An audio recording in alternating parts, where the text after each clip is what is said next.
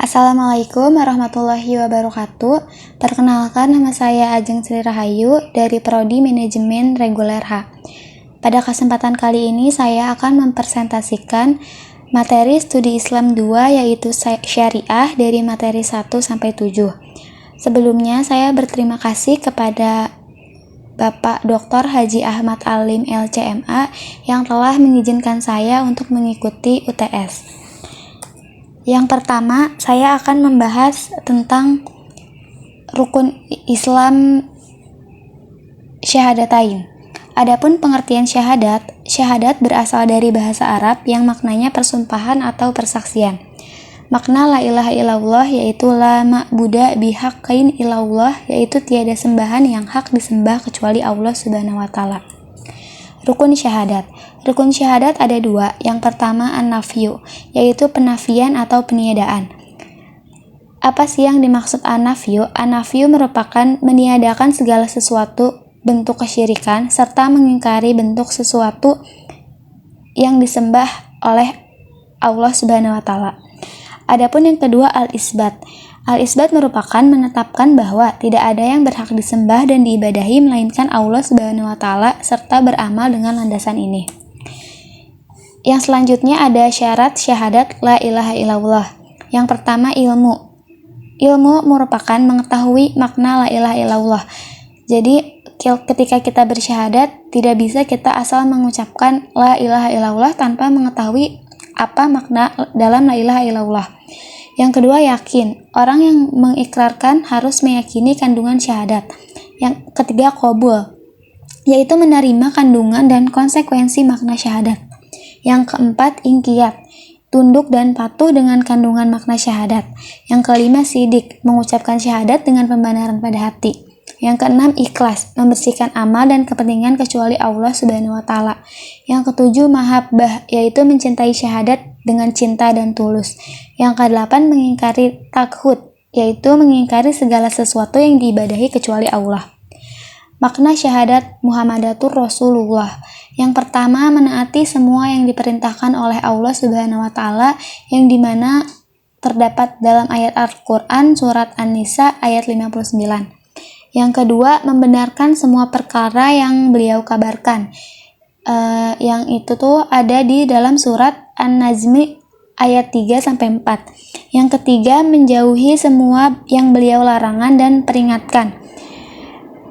Ada di dalam surat Al-Hasyr ayat 7. Yang keempat, tidak beribadah kepada Allah kecuali apa yang beliau syariatkan. Hadis riwayat Bukhari dan Muslim. Yang terakhir, mencintai Rasulullah SAW melebihi cintanya kepada diri sendiri, harta, anak, orang tua, serta seluruh umat manusia. Adapun materi kedua yaitu fikih sholat. Hukum sholat berdasarkan Quran surat An-Nisa ayat 103 yaitu wajib. Sholat adalah kewajiban dari Allah atas setiap mukmin. Adapun hikmah sholat, yaitu dapat membersihkan dan menyucikan jiwa serta memudahkan hamba untuk bermunajat kepada Allah di dunia dan dengannya di akhirat. Quran surat Al-Ankabut ayat 45. Rukun sholat. Adapun rukun-rukun sholat, yang pertama berdiri bagi yang mampu, yang kedua niat, yang ketiga takbiratul ihram, yang keempat membaca Al-Fatihah di setiap rakaat, yang kelima ruku dan tumakninah, yang keenam iktidal setelah ruku dan tumakninah, yang ketujuh sujud dan tumakninah, yang kedelapan duduk di antara dua sujud, yang kesembilan tasahud akhir, yang kesepuluh sholawat kepada Nabi, yang kesebelas salam, yang kedua belas urut dalam rukun. Jika salah satu rukun ini tidak ada, maka sholat tidak teranggap syar'i dan juga tidak bisa digantikan dengan sujud sahwi. Adapun materi yang ketiga yaitu syariat jilbab dan adab berpakaian. Hukum menggunakan jilbab yaitu wajib, artinya jika tidak menggunakan dosa dan telah berbuat maksiat. Allah berfirman pada Quran surat Al-Asraf ayat 5. Wahai Nabi, katakan pada istri-istrimu, anak-anakmu, para wanita untuk mereka melonggarkan hijab mereka. Adapun tujuan menggunakan hijab. Yang pertama, menjaga harkat martabat kesucian perempuan muslimah. Yang kedua, menjadi proteksi diri perempuan muslimah agar terselamatkan dari pandangan yang tidak halal. Yang ketiga, melindungi kesucian perempuan serta kehormatan perempuan. Yang keempat, yaitu sebagai identitas perempuan. Adapun hal-hal yang syar'i selain hijab. Yang pertama, sikap yang syar'i. Perempuan diwajibkan menjaga sikap terutama ketika berbicara dengan laki-laki. Yang kedua, menjaga pandangan. Orang-orang yang beriman supaya mereka mengendalikan pandangan mereka dan juga kemaluan mereka. Adapun materi yang keempat yaitu fikih zakat. Pengertian zakat secara bahasa yaitu tumbuh, bertambah, dan suci. Secara filosofi, orang yang berzakat akan semakin suci hartanya, berkah hartanya, dan berkah kehidupannya. Zakat secara istilah merupakan menunaikan kewajiban harta secara khusus untuk disalurkan atau dikeluarkan melalui haul. Adapun dampak positif zakat, yang pertama pembersihan harta, yang kedua kesejahteraan sosial, yang ketiga pembangunan ekonomi, yang keempat penghormatan hak masyarakat, yang kelima mendorong seorang muslim untuk produktif, menunaikan sholat, menunaikan zakat. Syarat zakat dan penerima zakat. Syarat zakat berkaitan dengan muzaki, harus Islam dan harus merdeka. Berkaitan dengan harta, harus harta yang halal, harta yang berkembang secara hakiki, dan juga harta yang bertambah secara hukum. Penerima zakat, yang pertama itu orang fakir, yang kedua masakin. Apa sih masakin? Masakin itu orang yang membutuhkan. Yang ketiga amil, yaitu petugas zakat. Yang keempat mu'alaf, yang kelima rikab. Rikab itu pembebasan budak. Yang keenam gorimin, orang yang berhutang. Yang ketujuh fisabilillah, untuk kepentingan umum dan kemanusiaan. Jadi zakat boleh diterima jika kalau misalnya ada pembangunan jembatan atau pembangunan yang bersifat untuk kepentingan umum. Adapun materi yang kelima yaitu fikih puasa. Definisi puasa. Puasa menurut syariat Islam adalah menahan diri dari makan, minum, dan hal-hal yang membatalkan. Puasa dilakukan dari terbit fajar, subuh hingga terbenamnya matahari maghrib. Dengan niat karena Allah disertai dengan syarat-syaratnya. Manfaat dan syarat puasa. Manfaat puasa. Yang pertama, sebagai benteng yang menghalangi api neraka. Yang kedua, menyehatkan serta menjauhi segala penyakit. Yang ketiga, dapat mengontrol syahwat. Syarat puasa, yaitu Islam, balik, dan berakal. Nah, orang gila itu gak wajib puasa, bahkan tidak boleh puasa.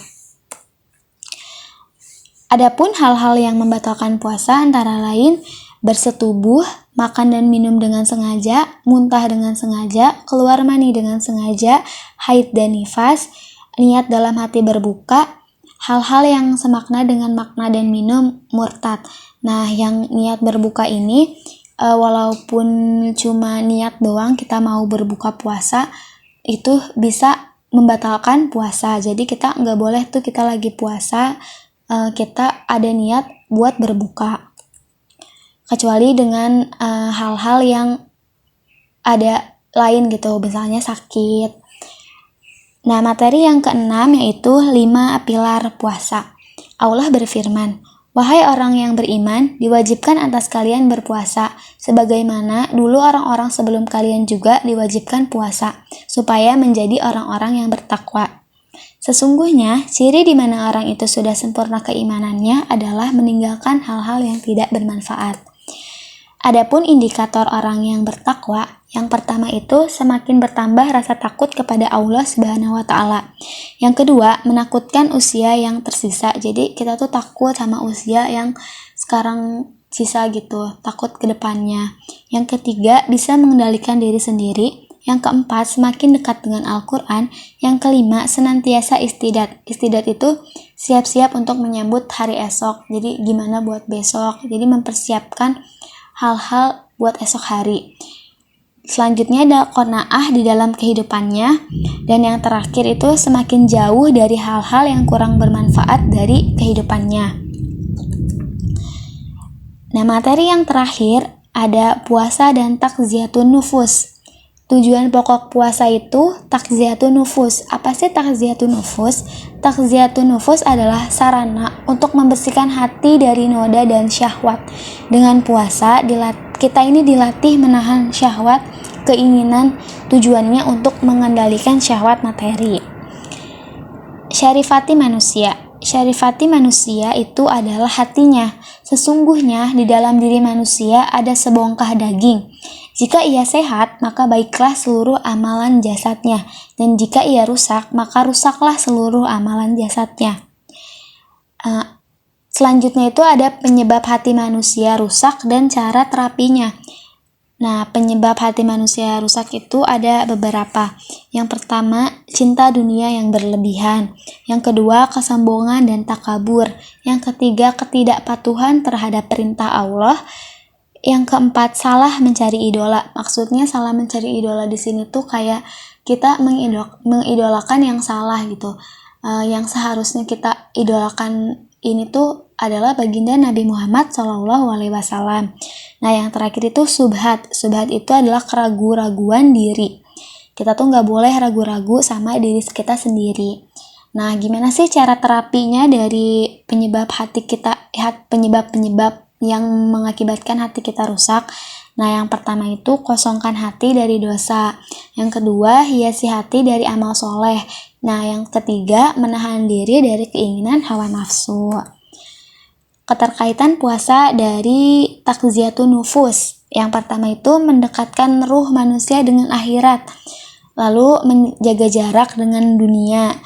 Ridho dengan takdir Allah Subhanahu wa Ta'ala, menjadi qanaah, khusyuk dalam ibadah, dan yang terakhir ikhlas dalam beramal. Cukup sekian yang bisa saya sampaikan, kurang lebihnya mohon maaf. Wabillahi taufiq wal hidayah. Wassalamualaikum warahmatullahi wabarakatuh.